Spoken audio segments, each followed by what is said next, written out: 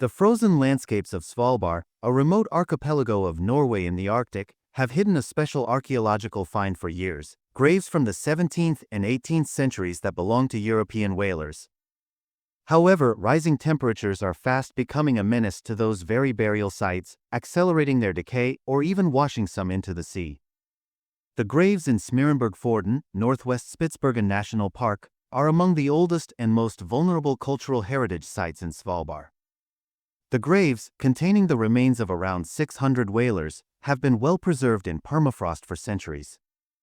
But climate change has begun to change the environment at an alarming rate, causing permafrost to thaw, destabilizing the graves, and exposing skeletal and textile materials to erosion and microbial decay.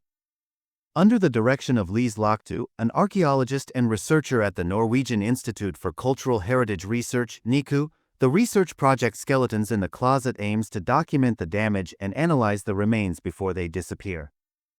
The graves represent a unique archaeological resource that is rarely preserved elsewhere, neither in Europe nor the rest of the world, Lochtu explained. In the last 30 to 40 years, there has been extensive climate change on Svalbard, with temperature increases leading to extreme weather, more precipitation, and intensified coastal erosion. As permafrost thaws, the active layer of soil also deepens with each passing year, making burial sites more vulnerable. Stronger wave action on the coast, coupled with reduced sea ice, accelerates the graves' destruction. At Likneset, we have documented that many graves are being destroyed due to these climate-related changes, Lochtu said. The coffins are collapsing, exposing skeletal and textile materials to sediment intrusion, water, and oxygen. Collectively, these processes accelerate the microbial decomposition of archaeological materials. The degradation is so rapid that researchers can observe noticeable changes from one year to the next. We are in a race against time to document these graves before they disappear completely. There is still a lot of information to be gathered, she added. The remains of whalers buried in Svalbard are of immense value when it comes to learning about the lives of 17th and 18th century Europeans. From 1985 to 1990, excavations yielded a wealth of osteological data, which was analyzed by Ellen T. Broadholt, an osteologist from the University of Oslo. These studies have shed light on the whalers' health, living conditions, and social structures. The analysis suggests that most of these people came from various European countries, including Western Norway, where diets were very rich in marine food. Whalers, commonly assumed to be poor, actually exhibited evidence of social distinctions among them.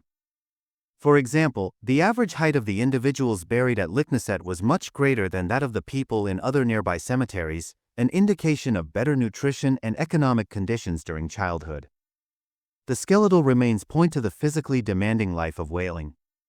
Signs of malnutrition and disease were present in many whalers, and the leading cause of death was most likely scurvy, brought about by a deficiency of vitamin C. Bone analysis also indicates that the majority of whalers engaged in strenuous labor from a very young age, the wear marks suggest extensive use of the upper body.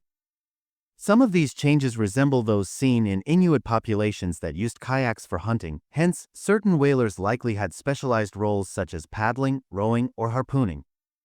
With graves breaking down more rapidly and some already being lost to the sea, researchers fear that critical historical knowledge could be washed away forever. Lochtu noted, the graves on Svalbard are now breaking down more rapidly and are gradually being washed into the sea due to erosion.